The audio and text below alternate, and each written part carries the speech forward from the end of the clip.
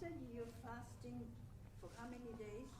We fast for Ramadan, which is 29 to 30 days from sunrise to sunset, meaning we eat and drink at night, but in the daytime we abstain from eating, drinking, and other things. So how many times do you eat at night? As many as you like. Some of us more than we should. But basically, at night, you nourish your body. You drink water.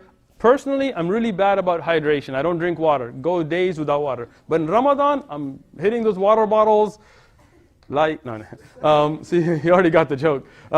So I hit that water bottle at night. I eat, I drink. And you can't eat a lot when you're fasting because your stomach shrinks. So I lose weight in Ramadan. Apparently, not enough. So what happens is you eat and drink at night as much as you need to, and then in the daytime, from sunrise to sunset, you don't eat, you don't drink, and you also stay away from bad deeds. How is this explained? Because the body is